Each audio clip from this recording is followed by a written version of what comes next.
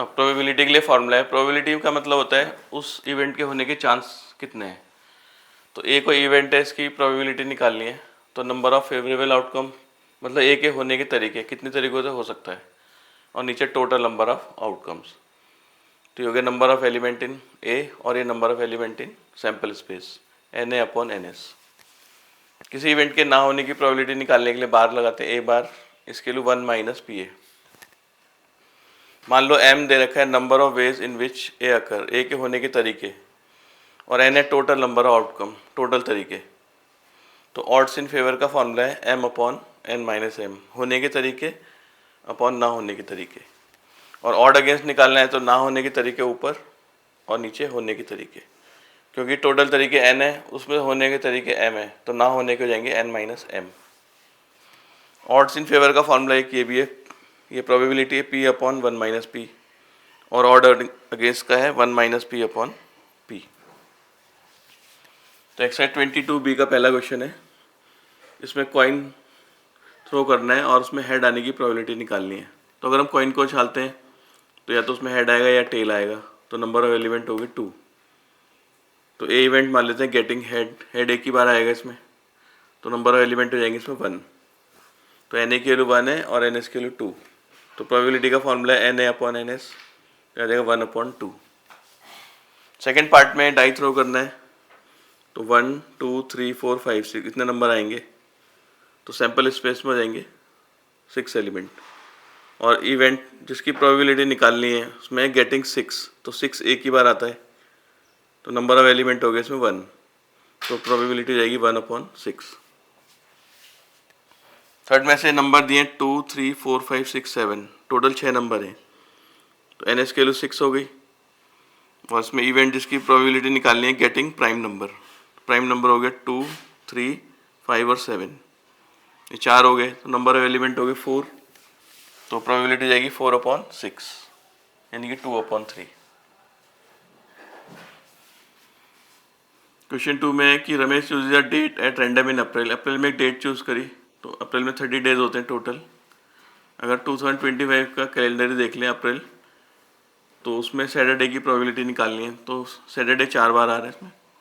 तो प्रोबेबिलिटी जाएगी n A upon N S 4 upon 30, यानी कि 2 अपॉन 15। ऐसे संडे की प्रोबेबिलिटी निकाली, संडे भी 4 आ रहे हैं इसमें, तो प्रोबेबिलिटी जाएगी 4 अपॉन 30, यानी कि 2 अपॉन 15। थर्ड पार्ट में बोला है सैटरडे आना चाहिए या संडे, तो 4 बार सैटरडे आ रहा है, 4 बार संडे। सी इवेंट मान लेते हैं, तो number of element in C हो जाएंगे 4 + 4 8, तो प्रोबेबिलिटी जाएगी n C upon N S 8 upon 30, यानी कि 4 अपॉन 15। क्वेश्चन 3 में दिया एक डाई थ्रो करना है, तो आ जाएंगे 1 2 3 4 5 6, 6 नंबर आ जाएंगे, तो नंबर ऑफ एलिमेंट हो जाएंगे इसमें 6। फर्स्ट में बताना है गेटिंग 5, तो 5 एक ही बार आता है, तो नंबर ऑफ एलिमेंट हो गया इसमें 1, तो उसकी प्रोबेबिलिटी हो जाएगी 1/6। सेकेंड पार्ट में बताना है कि नॉट 5, 5 नहीं आना चाहिए, तो 5 को छोड़ के 1 2 3 4 और ये 5 एलिमेंट हो जाएंगे इसमें, तो इसकी प्रोबेबिलिटी 5 अपॉन 6। थर्ड पार्ट में बोला है ऑड नंबर आना चाहिए, ऑड नंबर हो गया 1 3 और 5, हो गया 1 3 और 5, तो 3 हो जाएंगे, तो प्रोबेबिलिटी 3/6, यानी कि 1/2। डी में प्राइम नंबर आना चाहिए, प्राइम नंबर है 2 3 और 5, 3 हो गए, नंबर ऑफ एलिमेंट इसमें 3, तो प्रोबेबिलिटी जाएगी 3 अपॉन 6, 1 अपॉन 2। फिफ्थ पार्ट में बोला है 3 या 4 आना चाहिए, 3 या 4, तो 2 हो गए, तो पी यू जाएगा 2 अपॉन 6, 1 अपॉन 3। सिक्स पार्ट में बोला है 1 2 3 या 4 आना चाहिए, एफ मान लेते हैं इवेंट को, तो 4 एलिमेंट हो गए इसमें, एन एफ हो गया 4, तो उसकी प्रोबेबिलिटी हो जाएगी n F upon N S 4 upon 6, यानी कि 2 अपॉन। क्वेश्चन 6 में दिया है और die is rolled if outcome is even. Die को रोल करना, अगर आउटकम इवन आता है तो इवन नंबर वाला सैंपल स्पेस हो जाएगा 2 4 6, तो नंबर एलिमेंट हो जाएंगे इसमें 3। अब प्रोबेबिलिटी निकालनी है गेटिंग प्राइम, तो इनमें से प्राइम एक ही बार आएगा 2, तो उसकी प्रोबेबिलिटी जाएगी 1/3, क्योंकि एन ए के लिए 1 है और एन एस के लिए 3, तो ये जाएगी 1/3। क्वेश्चन 7 में दिया 8 रेड बॉल है, 6 blue ball, 3 green, 2 white, 1 brown, total ball है 20। इसमें निकालनी ब्लू की प्रोबेबिलिटी, तो ब्लू इसमें है 6, 6/20 यानी कि 3/10। फिर निकालना है ब्लू ना आने की, तो उसे 1 से माइनस कर देते हैं। 1 माइनस 3/10 ना होने की प्रोबेबिलिटी, तो जाएगा 7/10। फिर ब्राउन की निकालनी है, ब्राउन इसमें एक है तो 1/20। अब इसमें बताना है कि ब्राउन नहीं होनी चाहिए, तो इसको 1 से माइनस कर देते हैं। 1 माइनस 1/20 या 19/20। या ब्राउन नहीं है तो इनको भी प्लस कर सकते हैं। 8 + 6 14, 17 और 2 19। फिफ्थ पार्ट में ब्लू और रेड, तो ब्लू है 6 और रेड है 8, तो 14/20, 7/10। सिक्स पार्ट में दिया है रेड या ग्रीन आनी चाहिए, तो रेड और ग्रीन मिला के हो जाएंगे। 8 रेड है और 3 ग्रीन है, 11/20।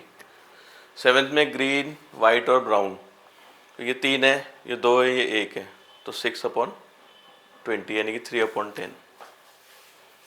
क्वेश्चन 8 में दिया है टोटल नंबर ऑफ बॉल्स है 20। उसमें 3 तरीके की बॉल हैं, ग्रीन, रेड और ब्लू। तो ग्रीन की प्रोबेबिलिटी दे रखी है 1/4, रेड की 2/5।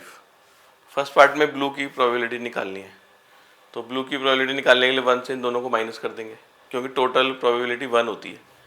तो 1 minus PG minus PR, green की और रेड की जगह 1/4 या 2/5।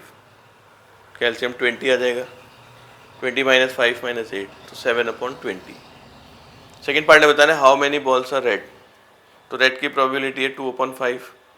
जाएगा number of red ball upon total number of ball, total है 20, तो इसे कैंसिल कर देंगे 5, तो नंबर ऑफ रेड बॉल आ जाएंगे 8। थर्ड पार्ट में how many balls are green, तो ग्रीन की प्रोबेबिलिटी है 1/4। ये होगा number of green ball upon total number of ball जो 20 है, ये कैंसिल हो जाएगा 4 से, तो नंबर ऑफ ग्रीन बॉल आ जाएंगी 5।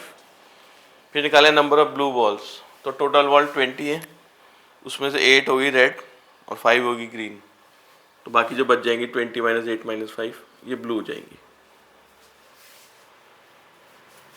9 क्वेश्चन ने बोला है pair of dice is thrown if 5 appear on first die, पहले वाले में 5 आना चाहिए, तो सैंपल स्पेस हो जाएगा 5 1 5 2 5 3 5 4 5 5 और 5 6, तो टोटल नंबर ऑफ एलिमेंट हो गए 6। तो उसमें प्रोबेबिलिटी निकालनी है गेटिंग सम 10 और मोर, इन्हीं में से छांटना है जिसमें सम 10 या ज़्यादा आ रहा हो, तो जैसे 5 5 और 5 6, इसका सम 10 है और इसका 11, तो नंबर ऑफ एलिमेंट हो गए इसमें 2, तो प्रोबेबिलिटी जाएगी 2/6, 2/6, 1/3।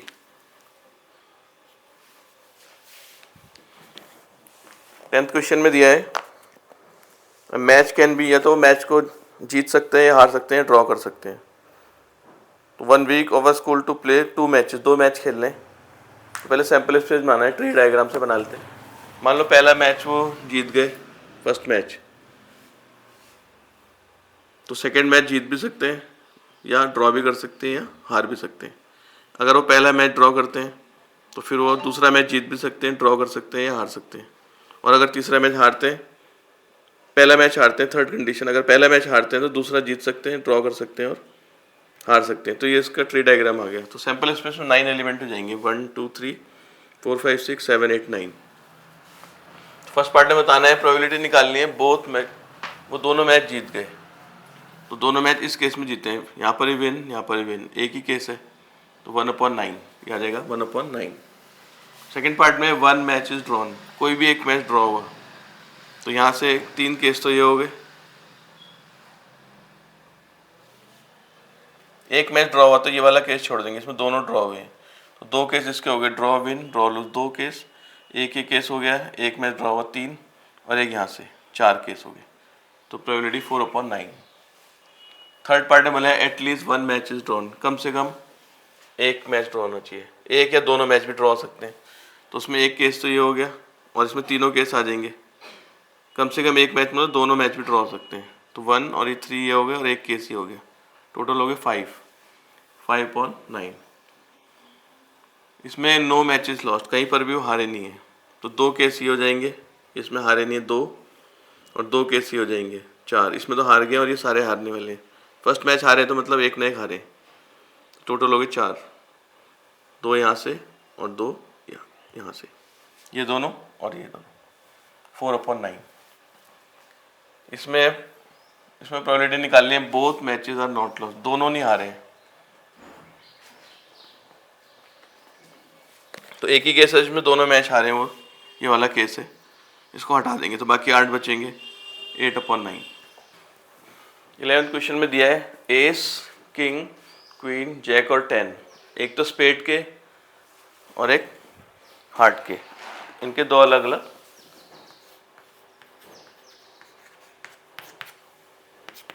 ढेर बना लेने, स्पेड के अलग और हार्ट के अलग। फिर दो कार्ड, एक कार्ड स्पेड का निकालना है और एक हार्ट का निकालना है, एक एक कार्ड दोनों से।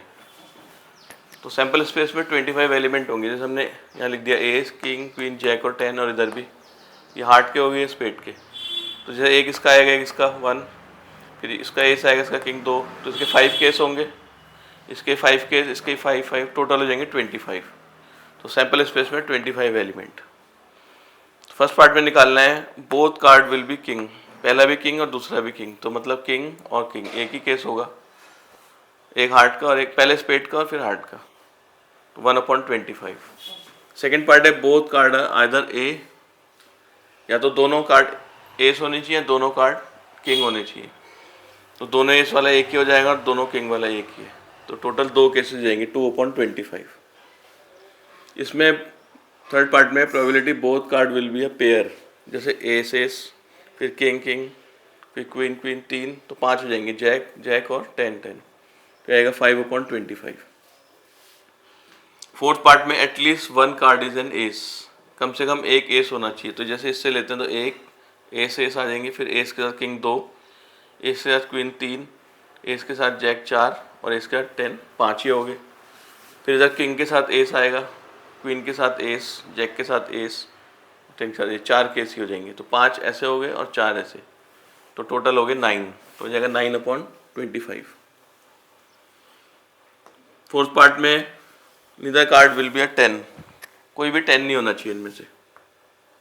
फिफ्थ पार्ट है कोई भी कार्ड 10 नहीं होना चाहिए, तो 10 वाले को हटा देंगे, इनमें से 4 में से कोई ले सकता है और इनमें से 4 में से कोई, तो 4 × 4 आ जाएगा 16/25। इसमें 6 पार्ट में neither card will be king और जैक, किंग और जैक को हटा देना है, इन दोनों को हटा देना है, तो 3 यहाँ से बचेंगे और 3 यहाँ से, तो 3 3 9, तो 9/25।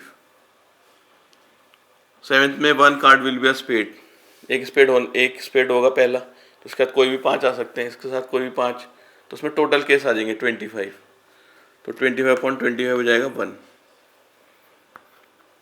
8 पार्ट वाले both card will B hard, ऐसा हो नहीं सकता क्योंकि पहला कार्ड स्पेड चाहिए और दूसरा हार्ड, तो ऐसा कोई भी केस नहीं होगा जिसमें दोनों कार्ड हार्ड के होंगे, तो उसकी प्रोबेबिलिटी हो जाएगी 0।